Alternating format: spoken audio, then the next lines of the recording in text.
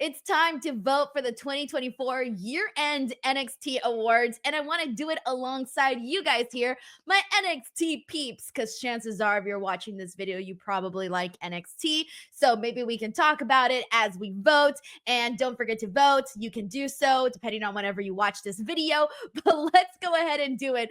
Let's see if we agree or disagree on who these options are. So let's get right to it. So I want to kick things off with male superstar of the year. I haven't even seen the options yet. So let's figure this out together. All right. So the four options are Trick Williams, Oba Femi, Tony D'Angelo, and Ethan Page. All right. So Trick Williams, he was a champion, sort of on and off, currently champion right now, too. Feuded a lot with Ethan Page throughout the year. He also had feuds with Carmelo Hayes early on in the year, and then a couple of matches as well with Ilya Dragunov. So even though we might remember most of what he's been doing recently, he has been a very busy throughout the entire year.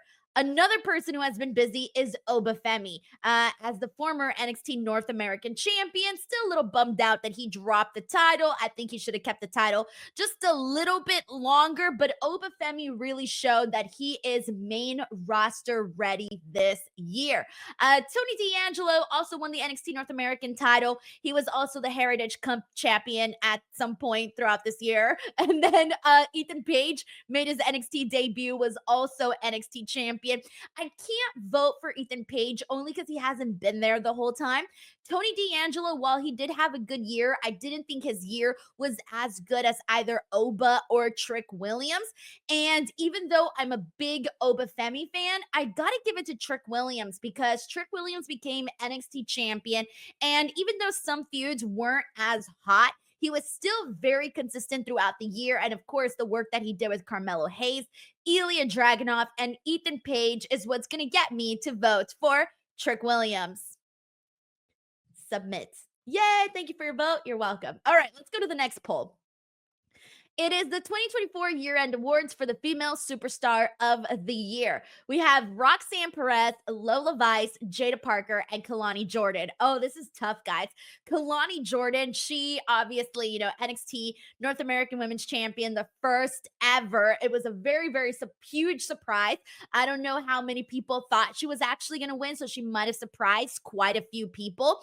Jada Parker has come in here and just made NXT all about her. People love Jada. She's kicking butt. She's got so much attitude. It's great to see. But I still think that she's going to have an even bigger year next year. And then Lola Vice, one of my personal favorites. I love that this year she made the NXT Underground matches her own. She defeated Natalia, Shayna Baszler, Jada Parker in those matches. And she also competed for the NXT Women's Championship at the top of the year as well. So she had a busy year too.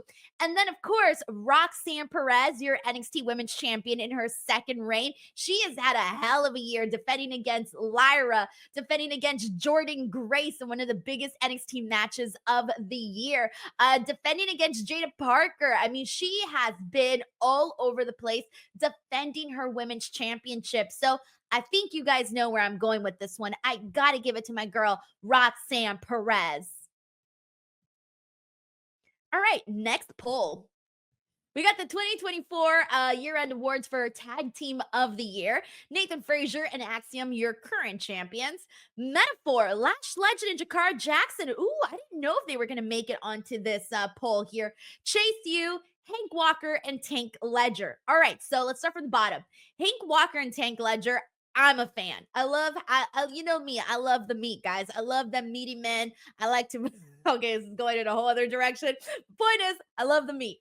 And I'm a big fan of Hank Walker, and Tank Ledger. I feel like they're so much fun. They've got so much personality, but they still have not barely even scratched the surface of what I think they can do on NXT. So unfortunately, I didn't think this year was their hottest year, but it could happen maybe next year. Chase U, I'm not the biggest Chase U fans. I think a lot of people kind of already know that. It's just not really my cup of tea on the show. So I'm definitely not going that direction. Metaphor, Lash Legend, and Jakara Jackson, they have had a really good, especially latter end of the year. So Lash Legend, for example, she has been sort of featured on the show like quite a bit, you know. She has done a pretty good job. She's come in there and just looked like a powerhouse. But I really think things started to get even better for Jakara Jackson and Lash Legend when they went over to SmackDown. Once they started appearing on SmackDown, that's when I think things completely changed for them. I feel like seeing Lash Legend with the main roster girls, like you really felt like they just belonged. And then Jakara Jackson, for a minute, she was sort of in the shadow of Lash Legend, but I really do think that in the last couple of weeks, she has kind of broken out of that shadow. And so they had a pretty damn good end of the year. And then Nathan Frazier and Axiom, your current champions. I feel like Nathan Frazier and Axiom in their own right are such great competitors. As a tag team, I also think that they are incredible. I mean, these guys are so fun to watch because they move at a speed where you're just thinking like, damn, dude, how do you even move that fast? Are you even human? Are you a robot? Like, what the hell? How do you move so freaking fast? It's insane. And these guys have just put on hell of performances. I love the work that they did, in particular with Gallows and Anderson, because you had two big guys versus two speedy guys. I thought their matches were really fun, and so many other matches that they had throughout the year. So I always know that when one or both of these guys is in the ring on TV, I know we're gonna get a good match. So I got to give it to Nathan Frazier and Axiom for the vote. So let's submit. Great. Next poll. I wonder if you're agreeing with me so far or not. Let me know in the comments. But next one is the moment of the year. All right, let's see. Tyrese cuts down Orlando Crowd. No, probably not. Jada Parker smashing a brick on Lola Vice. That would have been cool if the brick didn't look like a bath bomb. You know those bath bombs that you like throw in your bath and you get bubbles and stuff. If the brick looked a lot more menacing, I probably would have gone on that with that one. Carmelo Hayes turning on Trick, that was great, especially the heat that Carmelo Hayes was getting after that. And then we got such like months of a really great feud there with Carmelo and Trick. So that's an option. Trick Williams winning his first NXT title at Spring Break-In. I mean, who can forget that the building shook for that? Joe Hendry in NXT. Dude, no one was expecting that shit when it happened. And then it went on to get like millions of views. Oh, damn. All right. I'm kind of struggling a little bit. I think so far I'm tied between Trick winning the NXT title and Joe Hendry in NXT. The next one is Ethan Page falls into winning the NXT title. No, I did not like that. I wish Ethan Page would have won in a more definitive manner. Wesley turning on Zach Wentz and Trey Miguel. That was pretty surprising. I don't know how many people saw that coming. But unfortunately, even though that moment was great, I didn't necessarily love the feud after that. Julia debuts at No Mercy. Great debut, but of course, a lot of people already had seen that coming. So I don't know that it was a big surprise. NXT launches on the CW network in Chicago. That was a really fun show. Loved getting to see NXT have their moment. It felt like big time.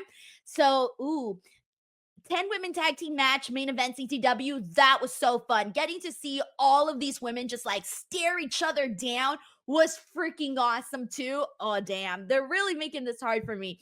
And then Chase U calendar sales saved Chase U from going bankrupt.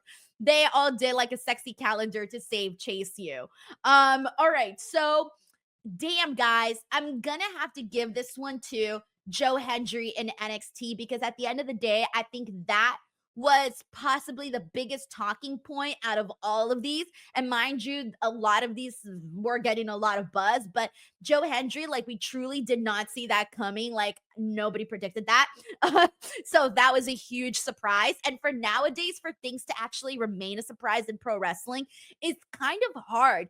And then Joe Hendry just took on a life of his own, you know, like his star power just like really soared after that. And I feel like you got to acknowledge Joe Hendry and the very successful 2024 year that he had. So I'm definitely going with Joe Hendry in NXT as moment of the year. So let me submit. Perfect. Next poll, match of the year. Ooh, all right. Ilya Dragunov versus Trick Williams. By far, Trick Williams' best match in NXT. The work that he did with Ilya, phenomenal. But then again, almost everybody's best match is against Ilya Dragunov. So, you guys know how much I loved Carmelo and Ilya. I talk about it all the time. Ooh, Obafemi, Josh Briggs, and Dijak. This was such a freaking awesome match. This was my favorite match of NXT Stand and Deliver. I did rank all of my favorite NXT PLE matches. So if you guys want to watch that video, it's up here on the channel. But damn, they all did so freaking good. This match was so freaking hard hitting. You could tell that they knew they were putting on a banger. It was a lot of people's favorite match, period, WrestleMania week. So to get people talking about NXT with this match, they did that.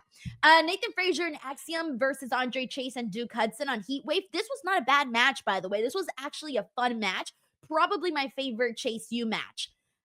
Oh my God, Roxanne Perez versus Thea Hale for the Great American Bash Week 1. I loved this match. I love this match so freaking much. I'm a big Thea Hale fan. You guys already know I'm a big Roxanne fan. But the Thea Hale match, like getting to see her go out there and show people what she can do, because she's not somebody that wrestles often on the show. When I saw her performance, I was like, damn, we need to have more Thea Hale matches. Like, why aren't we seeing more Thea Hale matches? And I got a big, big soft spot in my heart for this match. Roxanne said that they were the youngest women to ever main event on NXT. And I'm just like, oh, my heart. The Women's Iron Survivor Challenge Deadline. I loved all the women in it. However, it wasn't even my favorite match of Deadline, so I probably won't be picking that one. Oh my God, Kalani Jordan versus Sol Ruka for the NXT Women's North American title on Heatwave.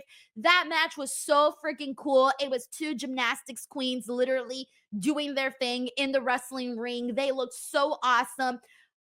Oh my God, I'm so torn here. This one's very, very tough, which is good because that means there was a lot of good stuff on NXT, guys. So if you haven't given NXT a chance, give NXT a chance. If you agree with me, do hashtag give NXT a chance in the comment section of this video. But all right, I'm going to have to go with Roxanne Perez and Thea Hale, guys. They made history. They were the youngest women the youngest performers, even. I don't think it was just women. I think it was youngest performers in general to main event a show. And Thea Hale looked so great. You already know what Roxanne can do, but Thea Hale also just like, they both just brought it. I'm sorry. I love this match so much. I have to go for it. Honestly, runner-up, though, was Kalani and Sol Ruka, but I'm giving it to Roxanne and Thea. All right, next poll. I think we got one more, right? Yes, best PLE show of the year. I already know my answer for this, guys, but let me just show you guys the options. New Year's Evil, Vengeance Day, Roadblock, Stand and Deliver, Spring Breaking, Battleground. So they're also including the like the NXT specials, not just like the weekend PLE ones. Great American Bash, Heat Wave, No Mercy, Halloween Havoc, NXT 2300, and Deadline. I gotta go, guys, with a Battleground. And I'm going with Battleground because of the women's ladder match to crown the inaugural NXT North American Championship. I can't even talk. Championship. Shout out to my girl Kalani Jordan, because she not only killed it in that match, was an MVP alongside Sol Ruka, but also she went on to just like do great stuff as champion and has really grown as a performer. So shout out to Kalani. But also Roxanne Perez versus Jordan Grace. That was the match that I think people purchased this show for, tuned in to watch this show for, was Jordan versus Roxanne, and they killed it. They met the moment. I was so freaking happy for them. Loved their match. So yes, I'm gonna have to go with Battleground for those two matches in particular. So let's click that submit button. Alrighty, everyone. So there you go. Those were my picks for the 2024 NXT Year-End Awards. Did you agree with my picks? Did you not agree with my picks? And of course, I guess we'll find out soon who actually won these awards once NXT makes the announcement of that. But again, let me know your thoughts in the comment section below. As always, thank you so much for watching. Please do not forget to subscribe to the channel, and I'll catch you on the next one. Bye, everyone.